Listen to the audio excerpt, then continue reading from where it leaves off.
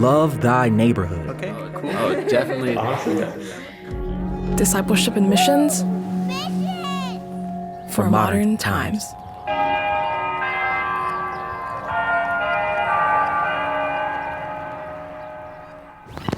Hey guys, a quick note. Today's episode contains references to spiritual and sexual abuse. If you are sensitive to these things or have sensitive young ears around, you can skip or save this episode for another time. Okay, on to the episode.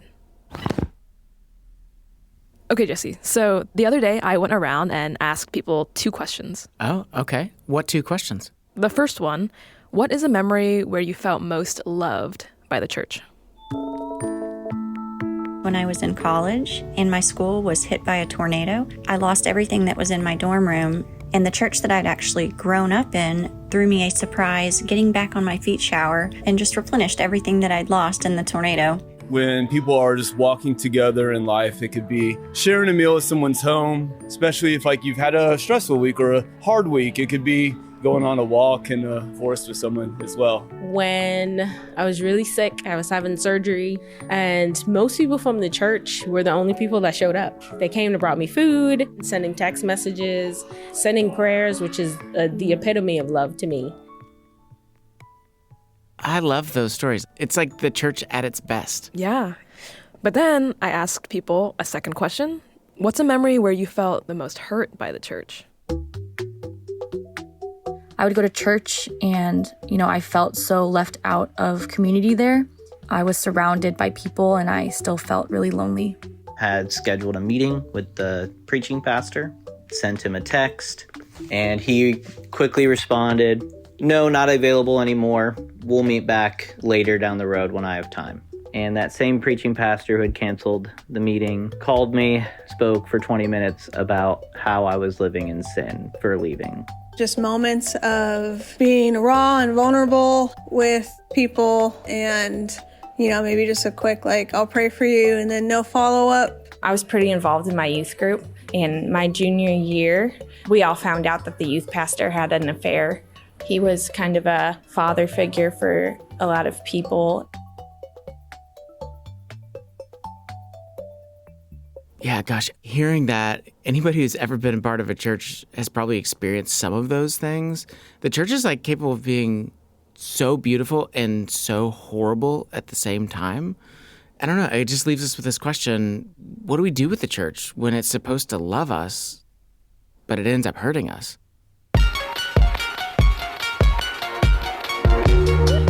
You're listening to the Love Thy Neighborhood podcast. I'm Jesse Eubanks. And I'm Anna Tran. Today's episode, where the gospel meets church hurt. We'll be looking at the questions, where does church hurt come from? What do we do when the people we trust betray us? What do we do when we're trying to help others, but we actually are hurting them? What do we do when we feel like the church no longer deserves our trust? And how can that lack of trust be repaired? Welcome to our corner of the urban universe.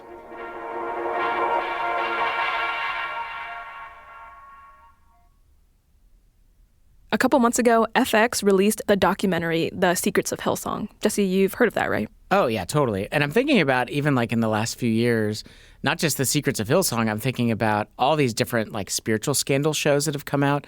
Shiny Happy People about the Duggar family, God Forbid about the Jerry Falwell scandals, The Way Down about Gwen Shamblin, and of course, the rise and fall of Mars Hill. Right. And here's the thing, sadly, the news of people being hurt and abused and manipulated by the church, that is sadly not hard to find these days. Yeah, and all of those examples you just mentioned are all really well documented. Even on a smaller scale, all you have to do is search church hurt on YouTube or TikTok or Instagram, and there's no lack of stories of pain and anger towards the church. Yeah, and I think that that's understandable. You look at all of these stories and we see today, there are just so many people who call themselves Christians who turn out to be liars. They turn out to be cheaters. They turn out to be people that cover things up. And worst of all, they don't own up to any of the harm that they've caused other people. Exactly. But I do feel a lot of tension with this because God calls us to love the church. He calls the church the body of Christ. We're supposed to be supporting and caring for one another. It's a really beautiful thing that I've experienced, that many people have experienced. But a lot of times it's not beautiful because we see people who call themselves Christians really hurting other people. Right. It is a really hard thing to hold side by side because we're called to love the church, but we also are called to call out the hypocrisy that we see. But I do want to point out that this is not a new thing. From the very beginning, we see that the Bible does not hold back in showing the hypocrisy of God's people. Okay, let's do a quick run through of just some key stories from the scriptures that showcase all of this. So Genesis 37:23 and 24 says, when Joseph came to his brothers, they stripped off Joseph's robe, the long-sleeved robe that he had on. Then they took him and threw him into the pit. And later on in the story, his brothers would go on to sell him into slavery. And these were the sons of Jacob, people that God had chosen to represent himself. In 2 Samuel 11, we see David use his authority and power to abuse Bathsheba and then give orders to kill her husband so that he could marry her. Gosh, come to the New Testament, we have Acts 6. The widows of the Greek-speaking Jews were being overlooked in the daily distribution of food by the Hebrew Jews. Both parties were followers of Jesus, but one group in the early church was being neglected by the other.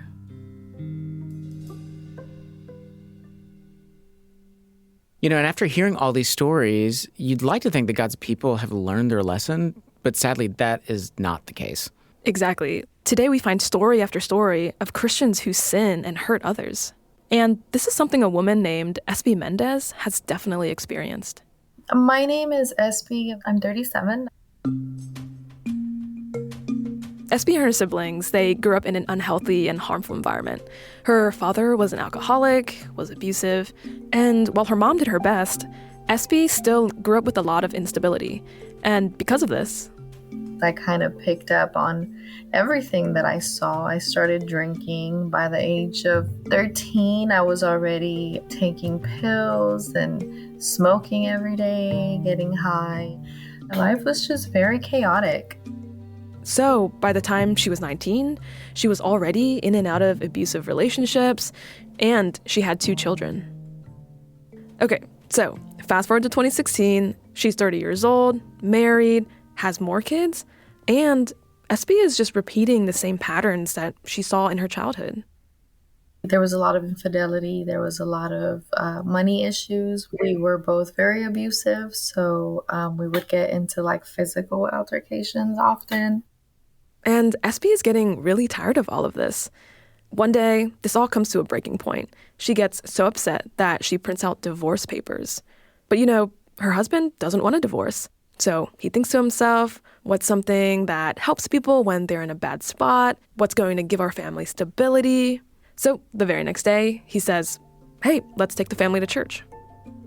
Neither Espi or her husband are Christians, but the idea of going to church really does sound like a good idea. I just thought, oh, good, we get to experience something healthy because we really needed that at the time. So the church that they went to was called Present Truth Mission. A lot of times people just called it PTM. The church building was part of a strip mall. Inside was very modern looking, think more of like an auditorium seating, rows and chairs instead of pews. There were colored lights for mood lighting, and there were a lot of young adults and teenagers. You would see people serving and worshiping, and they were full of tattoos.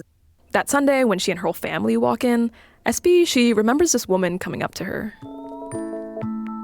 She hugged me and she was like, I'm so glad that you're here. Welcome. And like everyone was just so welcoming. She and her family, they found some seats. And when one of the pastors was preaching, he said something that really broke through to her. He said, give God 3 months. And if nothing changes in 3 months, then you can take your sin back, you can take your life back, and then, go back to where you came from. And I remember thinking, there is literally nothing I have to lose. Like, I'm losing my family, I'm a mess. So I said, okay. So that day, she prayed and asked Jesus into her heart. And what's wild is that the very next day, when she went home, I couldn't smoke. It made me nauseous. And ever since I was delivered, I've never really had an issue with smoking weed anymore. It was God's way to let me know I'm real, I'm here. Oh my gosh, that's awesome. Yeah, she was like immediately delivered. And here's the thing. At PTM, the church was full of people just like SB. There were a lot of troubled teens, troubled adults, like just people that grew up basically the same way that I did, like no parents or very absent parents, or they were struggling with like drug addiction.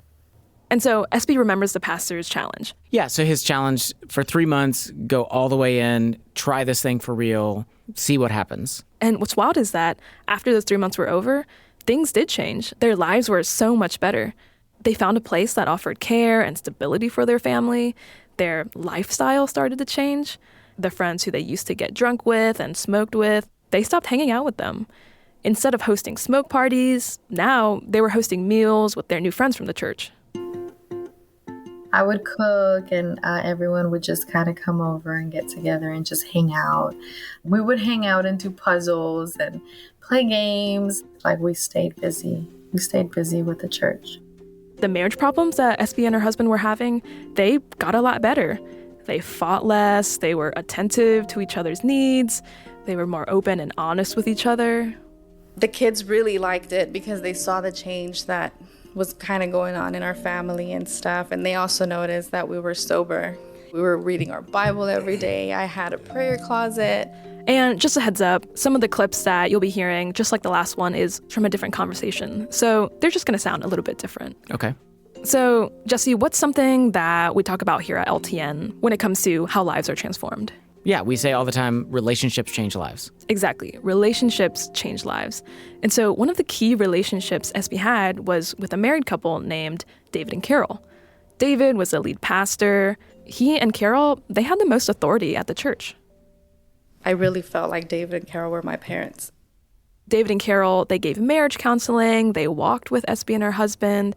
They spent a lot of time together sharing life. And SB became pretty close with Carol. Carol was older than her, had a lot of wisdom, and she was just really easy to talk to and someone that SB could really open up with.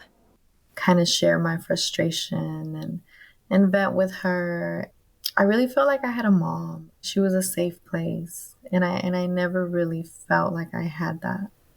Yeah, I mean, I just think about, having mentors in your life really gives you like a vision and a model for life. Like these are people that can guide me through all these confusing things that I'm going through. Yeah, these are people who've figured it out already. Trouble with the kids, ask David and Carol. Have another disagreement, ask David and Carol. Questions about God, ask David and Carol. Go to them and they will help us fix whatever we need to fix. And this is like a beautiful thing. With how chaotic their lives were, this was something new and life-giving for them. But sadly, this didn't last. Okay, so right now, SB and her husband are in this whole new world, and over the next 18 months, they are really engaged at the church. They're serving on the welcome team, they greet people and give announcements. But then a couple things started to happen. Carol got really sick, and she wasn't really available for SB anymore. At the same time, SB and her husband were starting to have a lot of marriage issues again. In fact, it got so bad that SB's husband actually moved out of the house. And it's about at that time that SB starts receiving a lot of texts from David. Like what kind of text? Like about her marriage? About like how can the church help her? Not exactly. He's asking her things like why she wasn't in church on certain days, why she was visiting other churches. He'd ask her to do just like random admin tasks for the church. Oh, that is weird. That does not feel like the relevant subject considering everything going on in her life. Exactly. And to make things worse, she actually starts getting a whole other type of text from David. He actually started to grab photos of SB from her Facebook page, send them to her, and then comment, "You look good in this picture." Or when referencing a different photo, he would say, "This is why you're having issues in your marriage. You need to start, dressing up again." Oh my gosh, this is so inappropriate. This is not okay. Right.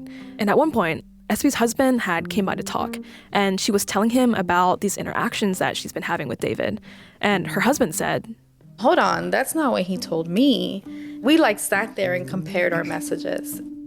And it was at this point that they realized that David's quote-unquote counseling was very different from when he would talk to SB versus when he would talk to her husband. David told SB that her husband was being selfish, that he didn't care about their kids.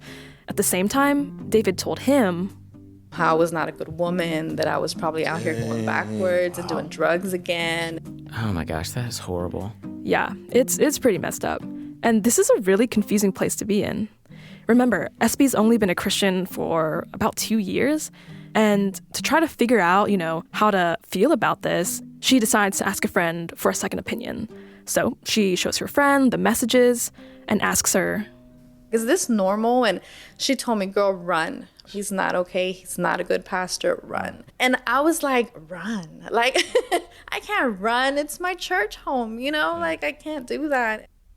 And soon after SB and her husband compared those messages, they reached out to their denomination's leadership about David.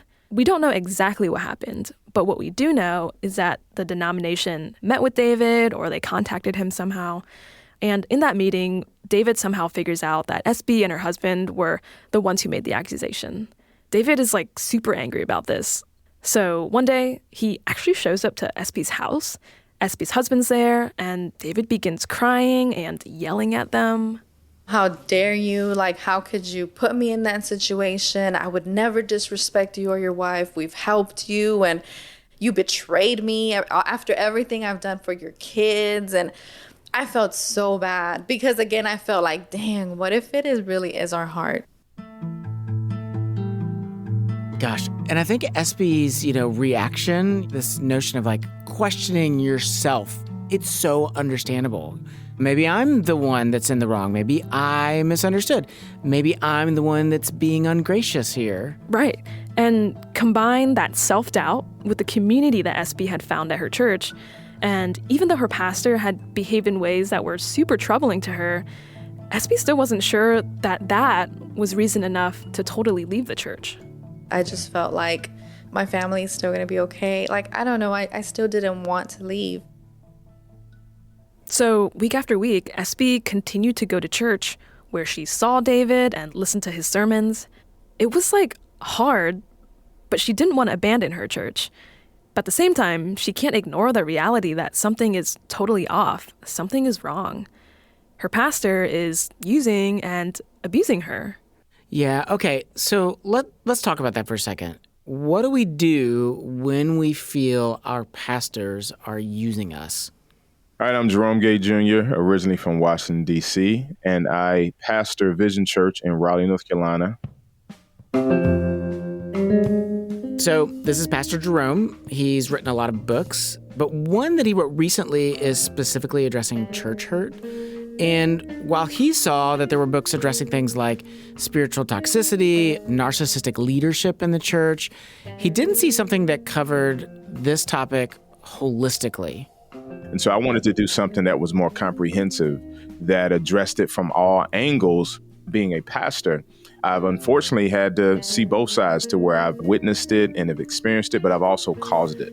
Okay, now a formal definition that Pastor Jerome gives is that church hurt should be understood as pain inflicted by religious institutions, their members, or their leadership. Okay, got it. And this type of pain can distance the sufferers or victims from their community, where they distance themselves from the people of God. But in some cases, they feel a distance from God himself. Okay, but here's the thing. There's actually more to this. Jerome says that there are actually 3 different types of church hurt, and those 3 are structural, cultural, and personal. When we think about SB's story, it's actually an example of structural church hurt. Okay, so structural church hurt. What is that exactly? Structural church hurt is when the leadership uses the church to build their own personal platform, and they see the people as a means to an end and not image bearers of Christ. Yeah, this is exactly what SB experienced. She felt she was used by her pastor. And also, here's the thing. She thought she was the only one. Oh my gosh, so she wasn't. No.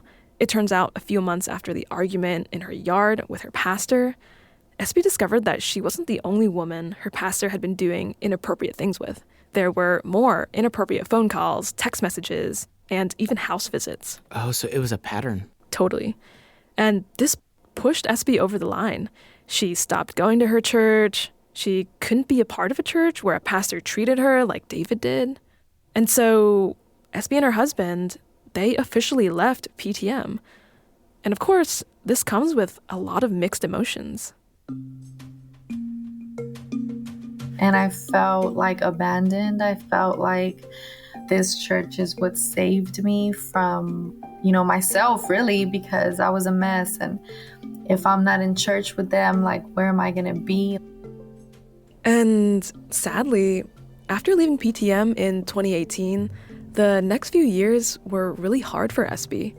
She lost her job, she and her husband separated, her kids were going through a really hard time, money was even tighter, hardship after hardship kept coming her way. I remember even asking God, like, you said that you were the Prince of Peace, where are you? And then it says in your word that you're a man that does not lie. Where is the peace that you promised? Gosh, in so many ways, it felt like the church was like a dam, like holding the flood back from just kind of overtaking SB's life. In so many ways, the church was like a last hope. And so like the failures were not minor, like they were catastrophic to her life, Right. And I even think about like, here's SB, somebody that really needed parental figures in her life. And, David and Carol were that to her. Yeah, especially for David as the lead pastor and having inappropriate interactions with multiple other women in the church, it just like shows that he had his own personal agenda over the care of the congregation. Yeah. With structural church hurt, it's this idea that church members end up being used or stepped on in order for church leadership to achieve their own personal vision or agenda.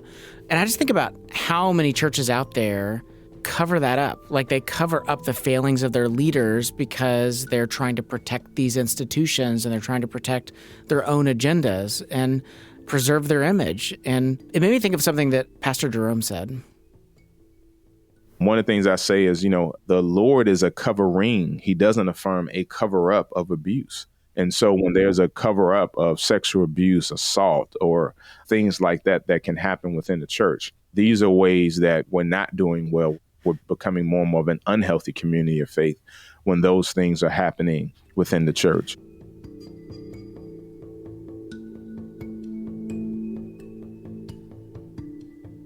So sadly, there are so many stories of congregations being hurt by church leadership.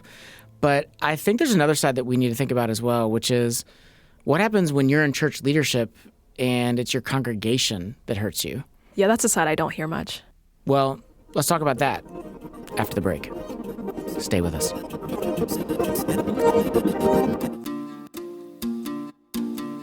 Hey, this is Anna. I'm the program director for Love Thy Neighborhood.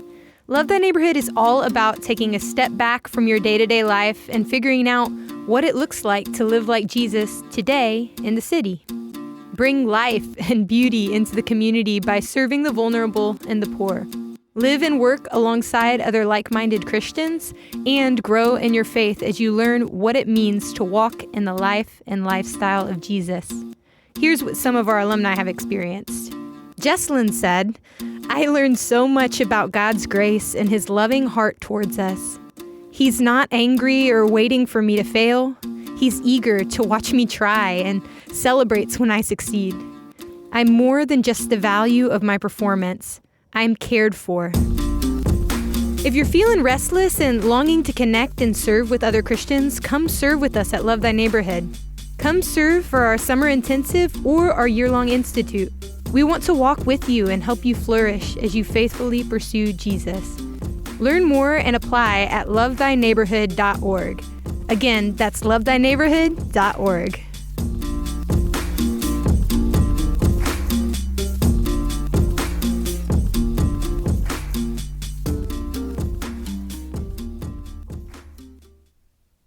Love Thy Neighborhood podcast, Jesse Eubanks. Anna Tran.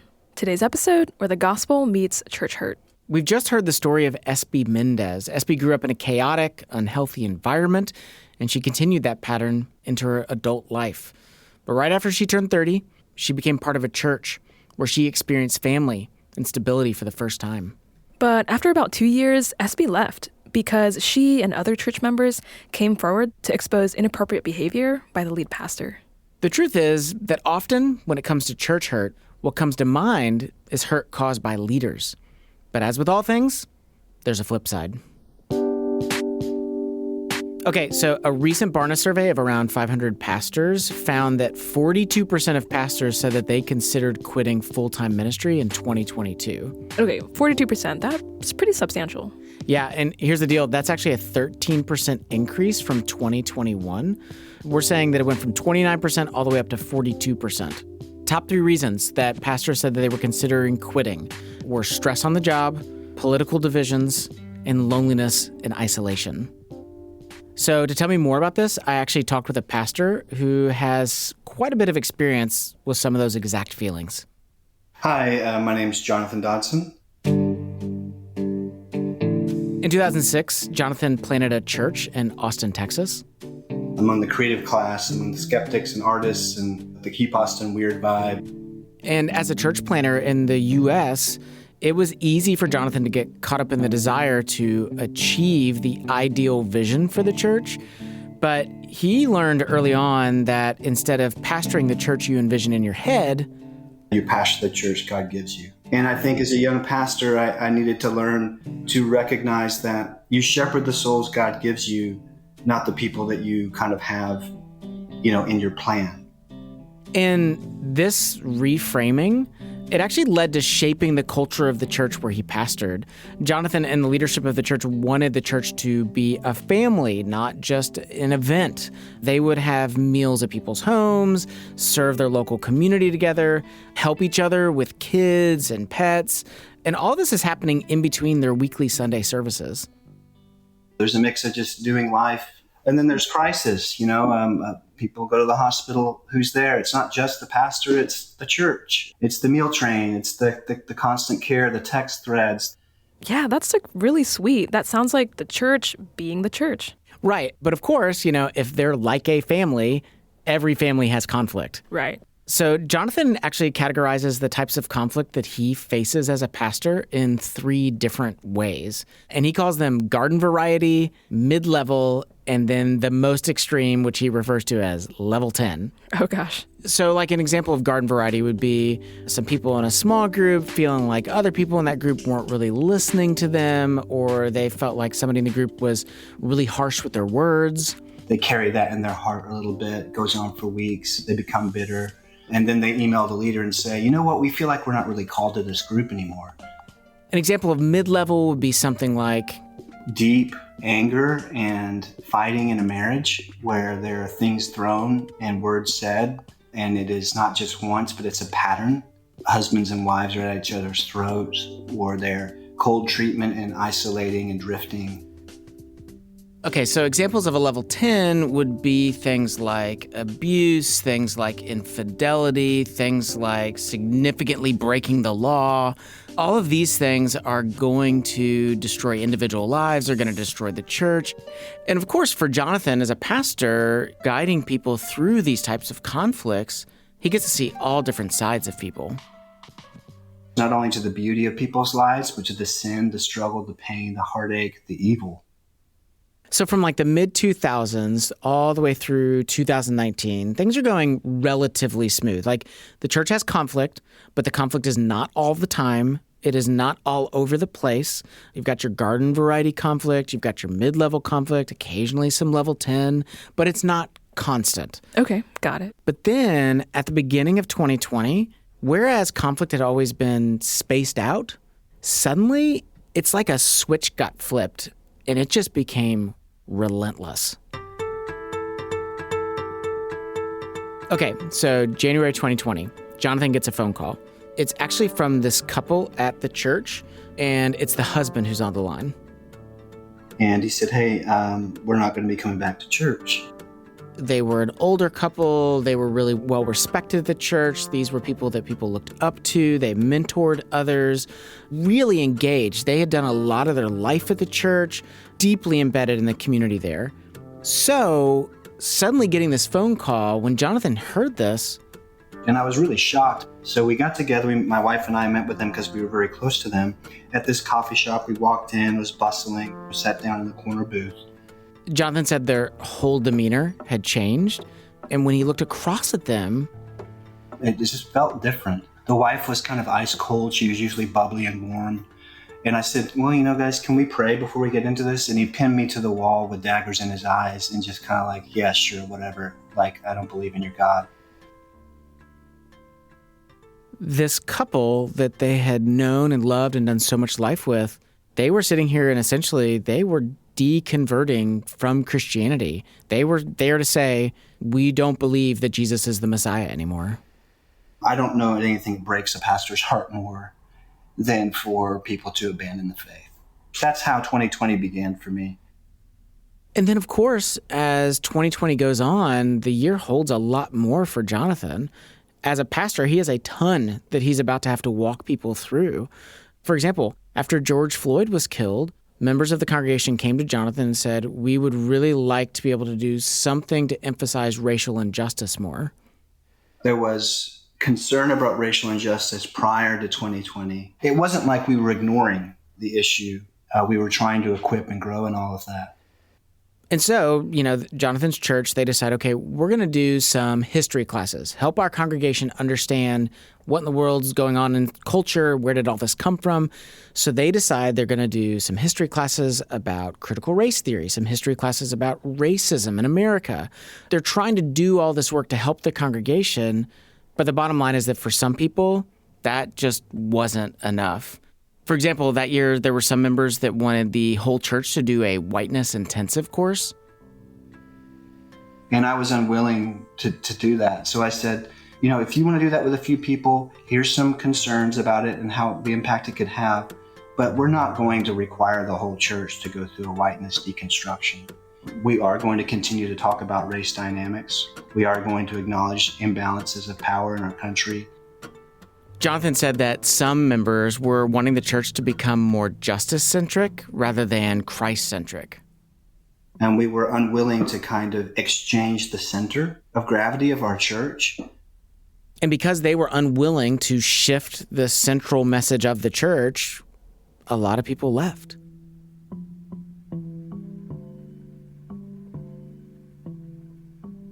And those were the hits that he was taking kind of from the progressive side of things, but swing over to the more conservative side of things, and Jonathan was getting hit on a whole bunch of other stuff.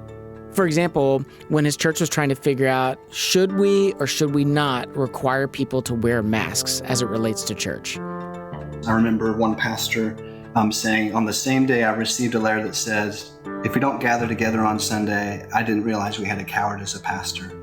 And then also receiving on the same day, if we gather together on Sunday, the blood is on your hands. Gosh, that is really intense. Right. And eventually, one member writes and is like, oh, I've got a solution to this whole thing. So this guy is a friend of his. Dedicated his children, wrote us a letter and said, we can't wear masks in the gathering. Can I find us a different place to gather? The member was wanting to change locations so that they didn't need to wear masks. The perspective there is so self-centric. So we're going to find an entirely different place to gather just for you? So Jonathan wrote him back saying, changing locations is not something that we can do. We never heard from him again. Completely disappeared.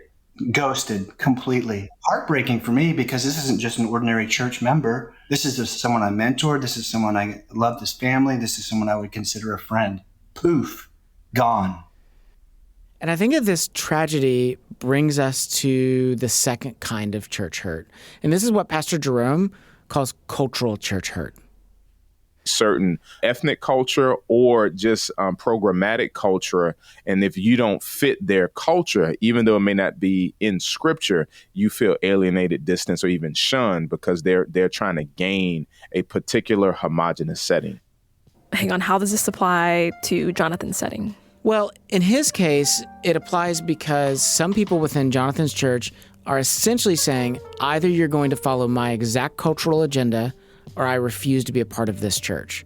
And it's something I see all the time. Each of us show up with our personal convictions and our personal preferences, and we universalize those as expectations. My church needs to meet all of my preferences or I'm out. Or on the flip side, churches are built around personal preferences, and then when somebody who is a cultural minority shows up, we don't know how to make room for that person. And so all this tension just continued to build up. Jonathan actually found himself replaying all of these conversations in his head that he's been having with people, and they are just going on in his mind over and over again. I would begin to marshal an argument internally against them. And then I realized that was not endearing me to these saints. And so I just asked the Lord to help me pray for them. Wow, I can imagine that he probably feels pretty trapped. What do you do with all that critique and people essentially saying that it's your fault for all of these things? Here's a big difference is when a member experiences it, they can just leave. They often can leave with their church hurt, but the pastor has to lead with his church hurt. He has to continue to lead the people that are hurting him sometimes. Yeah, that makes sense. I think if a pastor switched churches every time he was hurt, that would be pretty problematic. Yeah, if pastors change churches as often as members do, we would have a pretty huge problem on our hand. Right. And so eventually, all of this comes to a head in the middle of 2022. Jonathan is actually walking to his church when he suddenly realizes something inside of him has snapped.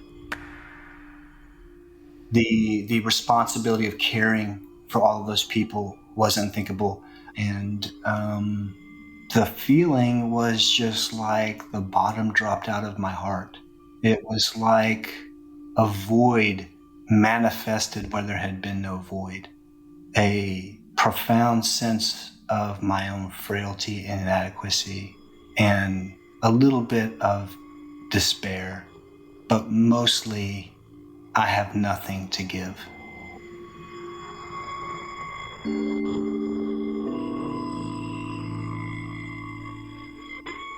And this feeling made Jonathan feel really alarmed. So I called my elders and I said, guys, something's happening. I told them I couldn't even preach. And I just fell apart at the table with them.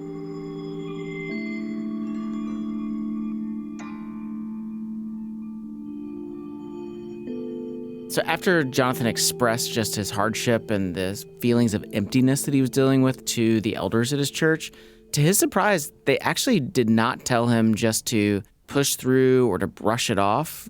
They actually told him, let's just sit in the dirt and weep. And they wept with me. I prayed the slowest prayer I've ever prayed in my life. And then they said, why don't you take 2 months off just to find comfort and healing? I just think about the pastors that I know in my own life and the unrealistic expectations that pastors have to live with year in and year out anyway. We want you to be there when our child is born. We want you to be there to bury our parents. We want you to preach on the exact topics. We want you to do it with systematic theology, but also with great storytelling. Then you take the last few years and you take the polarization of what's taking place in America. So many pastors are essentially being held hostage by their congregations.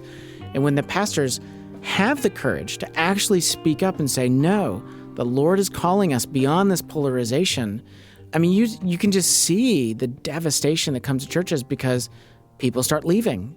Yeah, I've heard of pastors who've been diagnosed with CTSD, and that's continuous traumatic stress disorder, and that's ongoing trauma that causes physical and psychological damage. Yeah.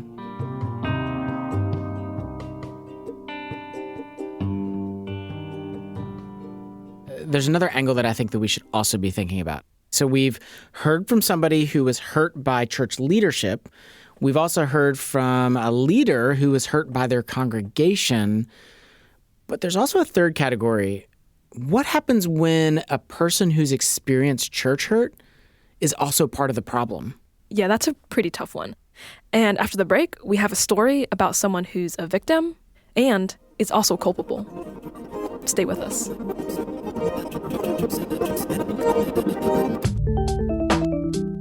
Here at LTN, we're all about helping people build better relationships. And we've actually created a brand new way to do that with our Say More conversation cards.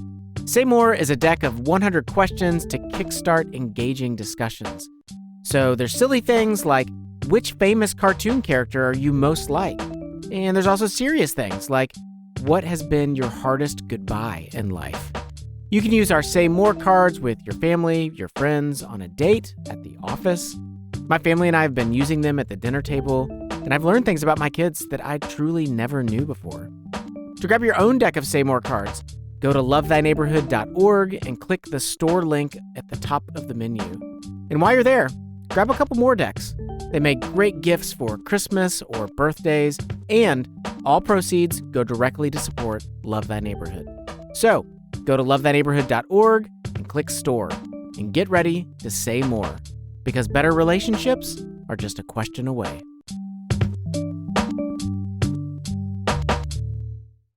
Love Thy Neighborhood podcast, Jesse. Anna, today's episode where the gospel meets church hurt. Before the break, we were hearing from Jonathan Dodson, a pastor who planted a church with the intention of fostering a family-like community. But during 2020, pressure from church members started increasing. After a series of challenges, Jonathan found himself in 2022 feeling totally depleted, feeling empty, and unable to give care to people. So at this point, we've heard stories from multiple sides. People being hurt by leadership and leadership being hurt by church members. And before the break, I asked the question, what happens when a person who's experienced hurt is also part of the problem? Well, that's something a man named Mike. My name's Mike Hernandez. Has some experience with. When Mike was a teenager, he got caught up in all sorts of danger. I was involved around a lot of gangs. Multiple times, I think I could have gotten shot, killed, car accidents, got like almost 2 heart attacks because of the drugs that I was taking. So just looking for something to change me. By the time Mike was 20, he got fed up with drugs and alcohol, and he wanted a way out of his addiction. Mike had made a new friend who had been sober for a while, and his friend was telling him that Jesus was the real way out. And so Mike's friend brings him to a small church service at a person's house. There were around 8 to 10 people there. There was singing, praise and worship. There was a pastor preaching. And so eventually, Mike is wanting help with his addiction, and he goes up to the pastor and says, "Hey, what are you going to do to help me with my addiction?" And then the pastor says, "Well, Mike, it sounds like you've tried everything, but why don't you try Jesus?" And so I said, "Okay, what do you need me to do?" So I got down on my knees and I gave my life to the Lord. Within the next 2 days, literally, Mike gets radically delivered from drugs and alcohol. Honestly, that's a whole nother wild story. But in the days following, Mike quickly told his friends all about what was happening to him. Immediately, he left his old lifestyle behind him. He dove straight into church community. He starts sharing his testimony everywhere. And he becomes pretty close with the lead pastor. I'd be at his house every week. He'd give me a book Monday. I'd bring it back to him Sunday. I said, "Give me another one." Mike would often meet up with his pastor for lunch. So he'd pour into me on his lunch break. I'd pick him up every Sunday morning. So he'd be pouring into me while I'm driving him to church. So we were just extremely close. And at this time, Mike's a new believer. He's got a lot of passion. He's telling everyone he knows about Jesus. He's setting up individual meetings with anyone who would listen, telling them all about the things he's learning from the pastor and the sermons. And when Mike told his pastor all about the stuff that he was doing, his pastor said, "Well, let me give you an idea." I said, "Okay." He said, "Instead of meeting with all these people on all the other days that we don't have church, just call them and pick a day where you all can meet together, and then I'll give you a message to share to them." And so in 2007, Mike becomes the church's first small group leader. Remember, this is only about a year since he's been a Christian and has become sober. He quickly stepped into other leadership roles and areas of service. I would be going to the juvenile detention center as well during that time. I would be preaching to the kids at juvie. I counted all the money. I documented it. I forecasted, what we needed to purchase certain things to the church. So after a couple years of ministry, one day in 2009, Mike's phone rings, and it's his pastor. I remember he called me, was like, "Oh, I really need to talk to you." And Mike has no idea what his pastor wants. I drove to a restaurant or something. Mike sees him, parks the car. And we talked in the parking lot, and he kind of, was crying. His pastor is stressed, trying to talk, and then eventually his pastor says, So he's like, I have to get some things right in my life. I was talking to a girl inappropriately. What does he mean by inappropriate? Well, at this point, from what Mike knows, it's to the extent of he was either text messaging a woman or having inappropriate conversation with a woman, speaking with vulgar language or making off-colored jokes. And it didn't seem like it was a pattern. It seemed like a one-time thing. And understandably, Mike is taken aback at the news. But they keep talking it out, and by the end of it, the pastor is saying how sorry he is. But at the same time, his pastor's worried that people are going to leave the church and that other leaders will abandon him. And because the pastor's mistake was just a one-time thing, Mike, he makes a decision. I'm just going to stick this out. I feel like I'm a very loyal person, So I was like, yeah, man, I'm not going to leave you. I'm going to be here with you. We're going to pick up the church together. The following week, the pastor made a public statement to the church. He told the church that he was stepping aside from leadership for a time period. But eventually, things returned to quote-unquote church as usual within the year. Okay, fast forward to 2014. The church has grown from a small house church, and now they actually have a building. And one day, Mike is sitting in his apartment, and someone from the church sends him a message asking if he sees the video. Wait, what video? So it's a video of his pastor talking directly to another woman from their church. And what he was saying, it was not good. Oh my gosh. I mean, extremely inappropriate, very sexual, very vulgar, very nasty to her. Mike is in disbelief. He's been working side by side with his pastor for years, doing life with him, praying for their church together. But he's looking at his phone, and there's no denying it that this is his pastor in the video. I mean, dude, I'm looking at the video. That's my leader. I'm reading the text messages. That's his number. I remember crying and getting on my knees and just repenting on his behalf and just asking God, I'm sorry, for this. Please forgive us as a church. Forgive him for talking to, this girl like that. In the few weeks to come, it's just like the first incident. He and his pastor have a conversation about it. His pastor makes a public announcement saying that he's going to step away for a little bit. But eventually, things go back to quote-unquote normal. At the church? Exactly. How is that possible? Like, how do you go back to normal after now here's 2 incidents of your pastor acting like that? Well, remember, Mike is really close to his pastor. His pastor was there supporting him when he got off drugs and alcohol. When someone has been a part of the process that has saved you, there's like a lot of cognitive dissonance that you have. You want to see like something bad that they've done as something that's abnormal. That's not part of who they are, not something that they would do typically. I mean, like, I can see Mike wanting to trust him and giving him the benefit of the doubt. If he's telling me he's getting better and supposedly he's telling me he's repentant and he's crying, I mean, surely, he must be changing. And his pastor would tell Mike the same thing he said after the first incident. The people need help. The people are hurting more than me. You're their leader. You need to take responsibility. Let's help them. Let's pick up this church and let's help it to get sustained again and grow. And so that's what Mike trusted in. Even after seeing the video, Mike continued to serve at the church. His pastor took some time off from leading, but eventually was back in the pulpit, preaching and directing ministries. A few more years pass, and Mike actually becomes the associate pastor of the church. So he's gone from being a church member, he has been a small group leader, and things seem to be going okay. The church has grown, people are coming to faith. But then in 2018, other leaders in the church start leaving. And Mike actually isn't fully sure why they're leaving. All he knows is that people are leaving, and he can't help but feel just a little bit slighted by this. I felt like you're leaving, I'm staying, you're quitting, I'm enduring. And then pretty soon after other leaders started leaving, things begin unraveling at lightning speed. So at this point, there were a couple more instances of the pastor's impropriety. Within a year, 3 more women came forward, all with documented text messages or Facebook messages about inappropriate things the pastor had said to them. And one of them, which you interviewed, was Espy. Oh my gosh. So SB and Mike, same church? Exactly. Same church, PTM. Wow. So Mike's pastor is Pastor David, the one from SB's story. Holy smokes. Well, that gives a lot more context for all this. Right. So at this point, after the 3 women came forward, that was the final straw for me. That was it. This was a pattern Mike could not deny. He knew that he couldn't give David any more chances. Mike knew he had to leave. So, one Sunday, Mike pulled David aside.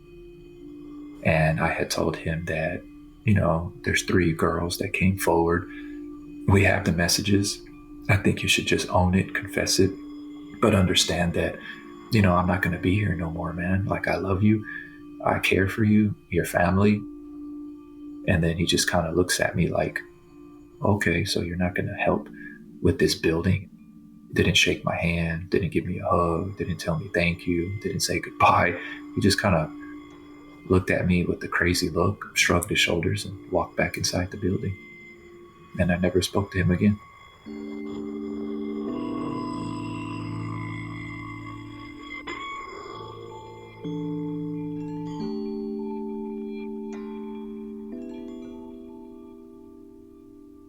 Mike had committed 12 years of his life to his church.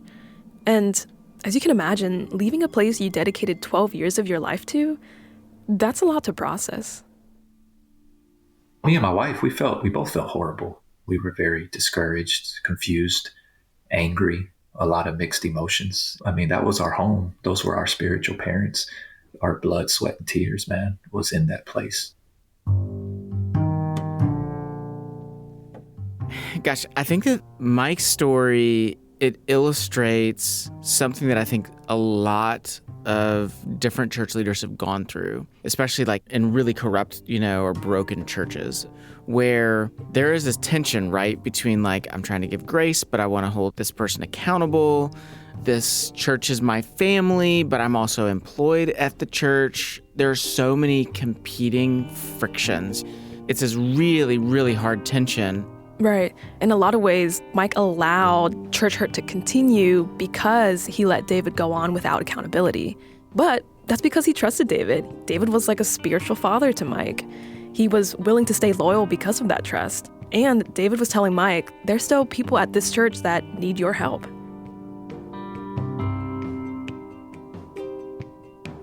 So what does Mike do with all this?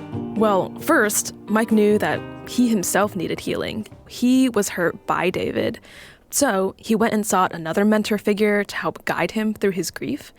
As he's processing his grief, remember when other church leaders were leaving? Yeah. Mike was under the impression like they're all leaving because they're quitters and because they just don't want to be a part of this anymore. Right. They're not loyal.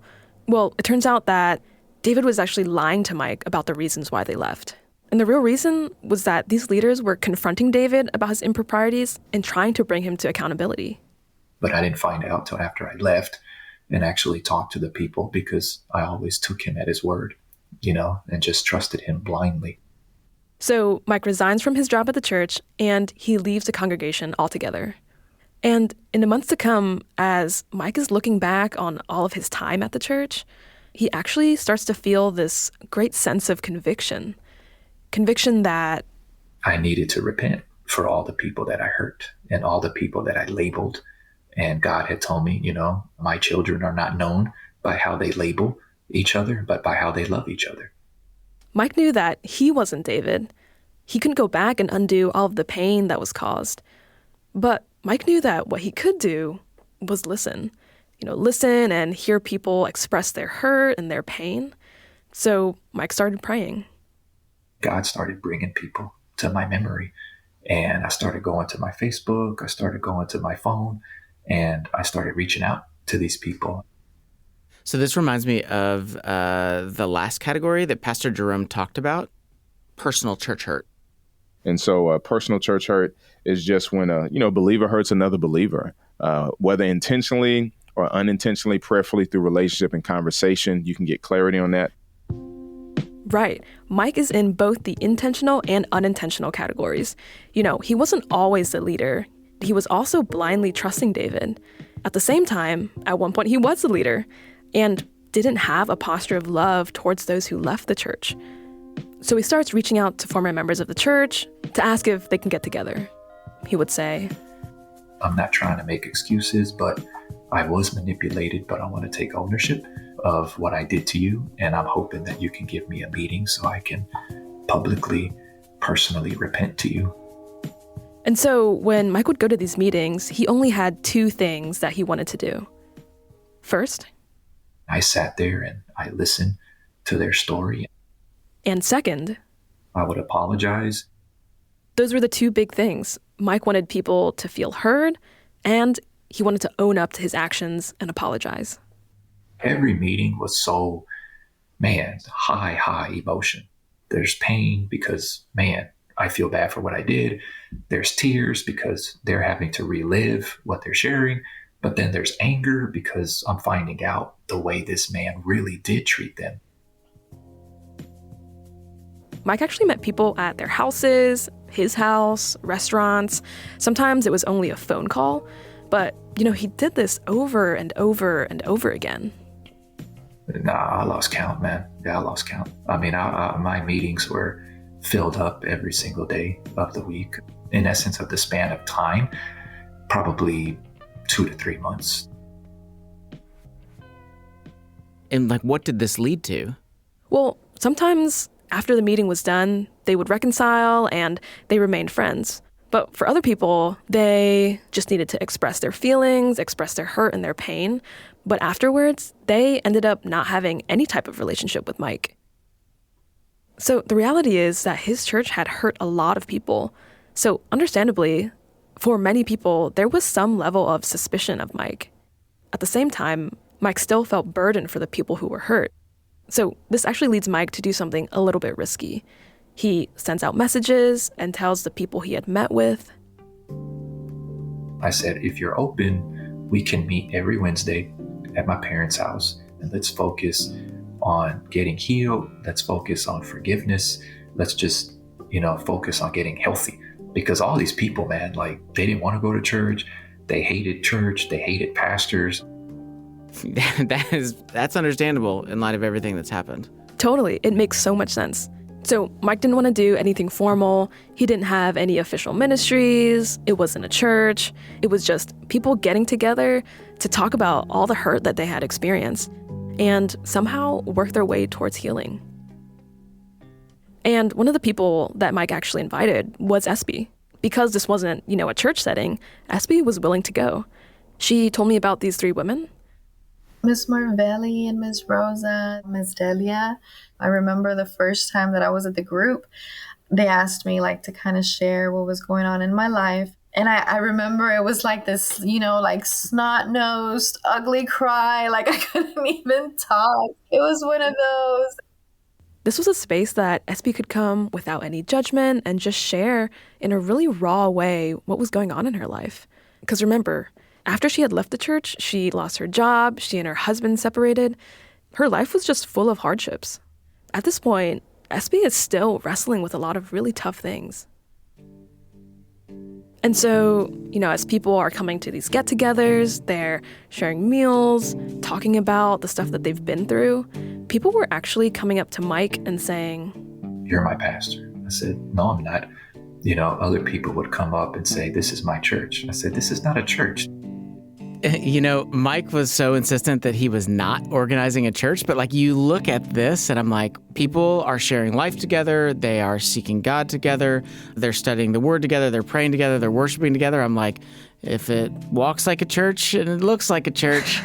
Right. Mike, even though he didn't plan on starting an official church, the people around him just genuinely saw his care for people and how he facilitated bringing them together. So at first he was pretty resistant. But eventually he went to his denomination for counsel. They encouraged him, and soon enough, he started an official church. And Espy so appreciated how Mike handled the situation that she actually decided that she wanted to be a part of this church. She knew it wouldn't be easy, but she decided to be a part of it anyways. And then when I would go to church, I would run out because it would be too much. I would just cry and cry and cry and cry. Being at church was still pretty tough for Espy, but she continued coming back because of the community that she had with the church. You know, something that brought her the most healing was her time hanging out with the older women. She was inspired by their perseverance, and one woman in the group was sharing about how she had gone through a lot of hardships, you know, sickness and loss in her family. And SB asked her, how do you still have faith in God while going through all of that? She said, because no one can tell me that God is not real, because if he was not, I would not have survived that. And as SB heard this woman say this, she reflected back on her own experiences of church hurt, and she realized, that is exactly right. If God was not real, I would not have survived these past 3 years, because my life got really dark. These older women loved her and helped her wrestle with her hurt and pain. Like, they really showed me what the body of Christ is, you know, what the love of Christ is, and how patient Christ is, and what church really is.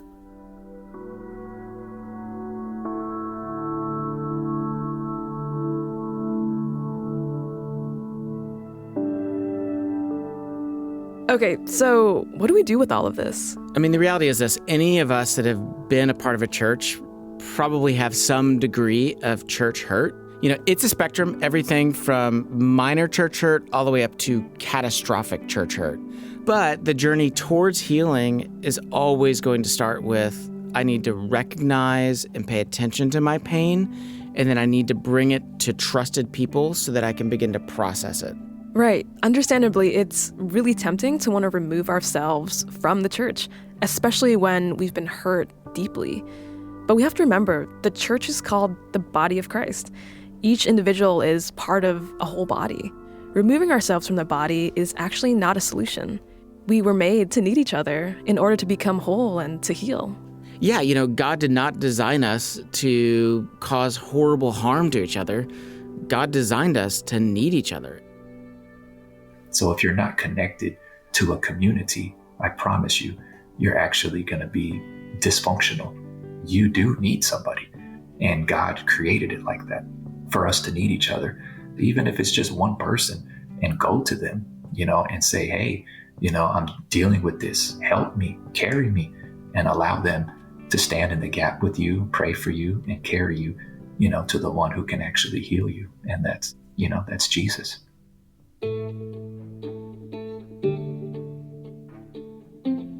And so if you're listening to this and you're somebody who has experienced church hurt, just know you're not alone. Jesus grieves with you. God's response to the brokenness of the world and the brokenness in our hearts was to send his son. And Jesus is deeply familiar with church hurt. Jesus was abandoned by his disciples. He was rejected by those who called him friend. He was betrayed by people closest to him. He knew hurt. And ultimately, he bore the weight of all of our sin and all the hurt caused by it when he died on the cross. Isaiah 53 tells us he is despised and rejected of men, a man of sorrows and acquainted with grief. And it goes on to say, he was pierced for our transgressions. He was crushed for our iniquities. Upon him was the punishment that brought us peace. But by his wounds, we are healed. He's not coming from a position of not knowing what we're going through. He literally experienced it. But there's more. Injustice. The Bible says many false witnesses came and spoke against him. So now we got abandonment, rejection, betrayal, injustice. All of this is what Jesus experienced, and he still stays committed to the church. He's the foundation of our faith.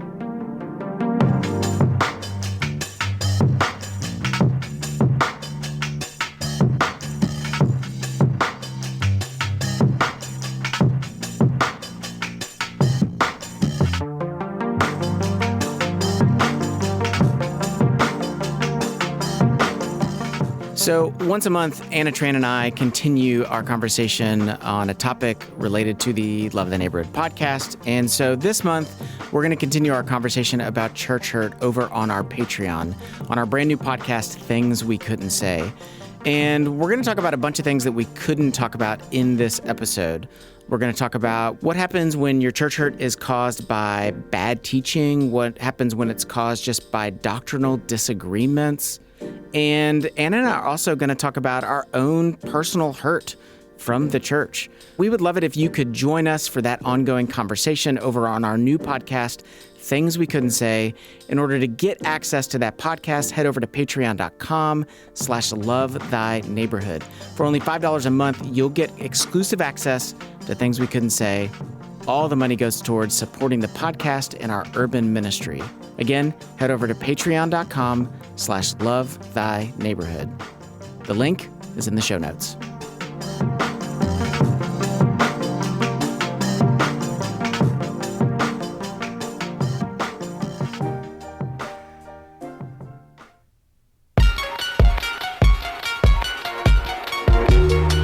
Special thanks to our interviewees, SB Mendez, Jonathan Dodson, Mike Hernandez, and Jerome Gay. Senior producer and host is Jesse Eubanks. Co-host is me, Anna Tran. This episode was written by Anna Tran with Jesse Eubanks. Anna Tran is our producer and audio editor, and who, the other day, looked at me with more hangry in her eyes than I've ever seen. It was like a void manifested where there had been no void. Editorial input from Kiana Brown, Anna Johnson, and Kirsten Craig. Music is from Lee Rosevere, Poddington Bear, Blue Dot Sessions, and Murphy DX. This show is brought to you by Love Thy Neighborhood. If you want a hands-on experience of missions in our modern times, come serve with Love Thy Neighborhood.